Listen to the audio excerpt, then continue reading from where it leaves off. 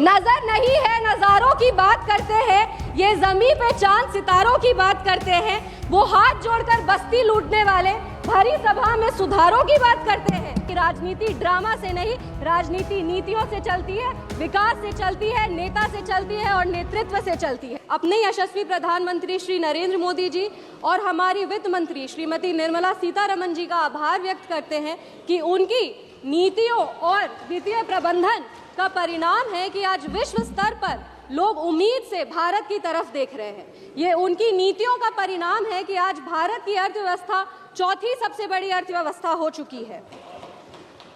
आज सर पिछले क्वार्टर में हमारा जीडीपी 8.2% का ग्रोथ रेट जो है वो रिकॉर्ड किया था, जो अपने में एक बहुत बड़ी उपलब्धि है, पर इसकी चर्चा विपक्ष वाले कभी नहीं करेंगे, ना ही इसकी सराहना करेंगे।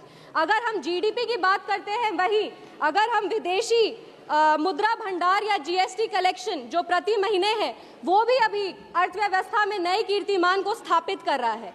पर जितने भी हमारे विपक्ष के युवा नेता हैं जो खटाखट और फटाफट पैसा देने की बात कर रहे थे, वो अब देश से ज्यादा विदेश में देखे जाते हैं। अगर हम सप्लीमेंट्री डिमांड फॉर ग्रांट 2025-26 की बात करें तो इसमें लगभग जो पहला बैच रखा गया उसमें 1,32,268 करोड़ रुपए के अतिरिक्त व्यय की अनुमति मांगी गई है। विपक्ष के नेता जो हैं वो बार बार पूछ रहे थे कि सप्लीमेंट्री डिमांड फॉर ग्रांट की क्या आवश्यकता है, बजट तो पेश हुआ था। पर मुझे गर्व होता है ये बोलते हुए कि हमारा लोकतंत्र एक जीवंत लोकतंत्र है और हमारी सरकार एक गतिशील सरकार है जो ना कभी रुकती है और ना ही विकास कार्यों से कभी पीछे हटती है। मुझे गर्व होता है ये बताते हुए कि ये पैसा कहाँ जा रहा है। ये पैसा सारा, ये जितना भी सारा पैसा है वो गरीब, किसान, महिला, युवा, दलित, वंचित, शोषित वर्ग के लिए जा रहा है और उस विकास कार्य के लिए निकाला जा रहा है। ये जो आवंटित राशि है वो पेट्रोलियम और प्राकृतिक गैस मंत्रालय के तहत एलपीजी सब्सिडी की भरपाई के लिए जा रहा है, जिसके लिए लगभग 12,500 करोड़ की भारी राशि दी गई है। गरीबों के गैस कनेक्शन, एलपीजी कनेक्शन के लिए प्रोग्राम कंपोनेंट के तहत 3,178 करोड़ की राशि आवंटित की गई है। अनुसूचित जाति के लिए 302 करोड़ और जनजाति के लिए लगभग 156 करोड़ अलग से रखे गए हैं। अगर हम बात करें एलपीजी सब्सिडी के लिए तो एससी और एसटी वर्ग हेतु क्रमशः 83 करोड़ और 43 करोड़ रुपए का प्रावधान किया गया है। शिक्षा मंत्रालय में प्रधानमंत्री वन नेशन वन सब्सक्रिप्शन के तहत लगभग 2023 करोड़ का बड़ा राशि आवंटित किया गया है। इससे छात्र, जितने भी हमारे देश के छात्र हैं जो वंचित वर्ग से आते हैं, जो गरीब वर्ग से आते हैं, उनको विश्व स्तर पर जो आप कह सकते हैं कि जनरल रिसर्च का जो मटेरियल्स है वो उपलब्ध कराया जाएगा। ये उन छात्र छात्राओं के लिए बहुत काम आएगा। अगर हम वर्ल्ड क्लास इंस्टीट्यूशंस की बात करें तो उसके लिए कुल मिलाकर लगभग 235 करोड़ की राशि आवंटित की गई है। केंद्र सरकार द्वारा डीम्ड यूनिवर्सिटी के लिए लगभग 45 करोड़ की राशि आवंटित की गई है। ये राशि आवंटित जितने भी पॉलिसी और स्कीम के लिए आवंटित की गई है, ये हमारी जो बेस आधारशिला है, जो विचारधारा है, उसको और मजबूत करता है, जो है अंत्योदय, कि जो विकास का कार्य है वो पंक्ति पर खड़े अंतिम व्यक्ति तक पहुंचे। इसी सदन में एक सांसद महोदया ने पिछले चर्चे में एक बात उठाई थी। उन्होंने कहा था कि अगर कांग्रेस के राज में सेल नहीं होता, इसरो नहीं होता, एम्स नहीं होता, डीआरडीओ नहीं होता, तो विकसित भारत का निर्माण कैसे होता। उनको हम ये कहना चाहते हैं कि विकसित भारत के निर्माण के लिए एनडीए की सरकार प्रतिबद्ध है। किसी भी तरीके से शिलान्यास करने को और काम पूरा करने को, वो दोनों में बहुत ही अंतर होता है। इमारत की नींव को रख देने से मकान नहीं बन जाता है। आप सब ने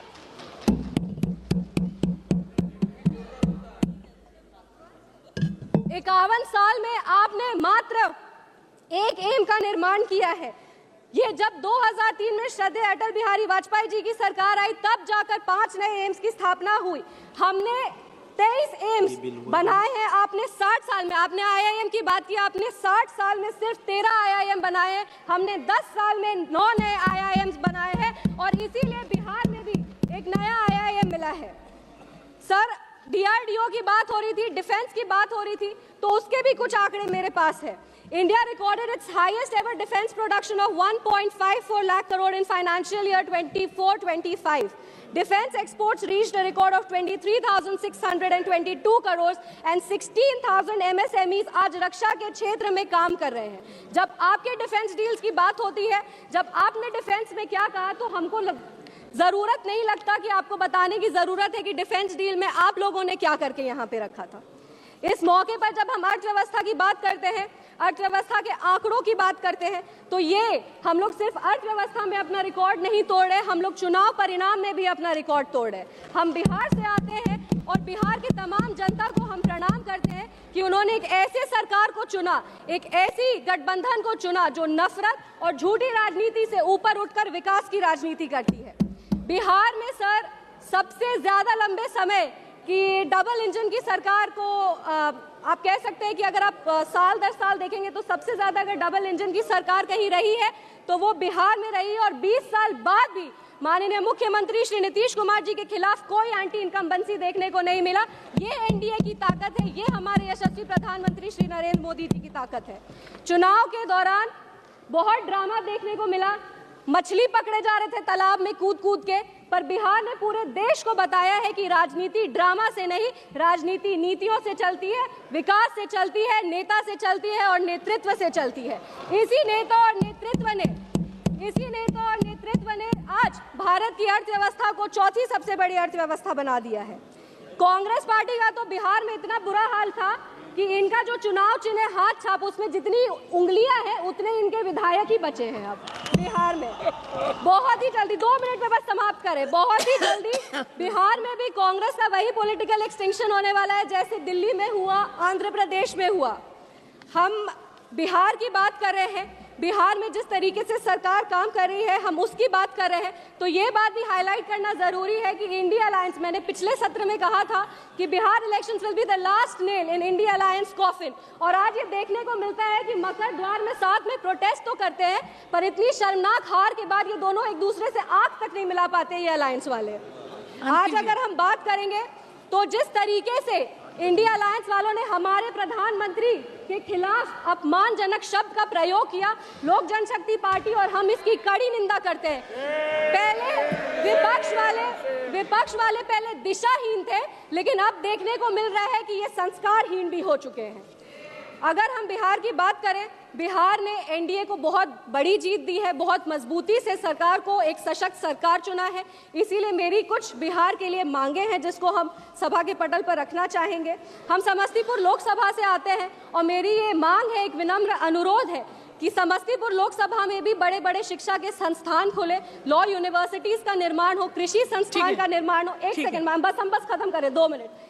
पटना बिहार में बहुत युवाओं में पोटेंशियल है, एक आप कह सकते हैं टेक्निकल इंडस्ट्री को स्थापित करने का। पटना, समस्तीपुर, भागलपुर जैसे एरियाज को नोडल एरियाज बना करके यहाँ पे आईटी हब्स का निर्माण हो, आर्टिफिशियल इंटेलिजेंस के लिए यहाँ पे संस्थान बने, आर्टिफिशियल इंटेलिजेंस की यहाँ पे एक आप कह सकते हैं संस्थान जैसे ट्रेनिंग हो, ये सारे संस्थान का यहाँ पे निर्माण हो ताकि हमारा stop migration with through innovation का जो एक मुद्दा है उसको पूरा कर सके। बस 2 पंक्ति में हम श्री सुधाकर सिंह जी, ऑनरेबल मेंबर श्री सुधाकर सिंह, बात को खत्म करना चाहेंगे। नजर नहीं है नजारों की बात करते हैं, ये जमीन पे चांद सितारों की बात करते हैं, वो हाथ जोड़कर बस्ती लूटने वाले भरी सभा में सुधारों की बात करते हैं। बड़ा हसीन है उनके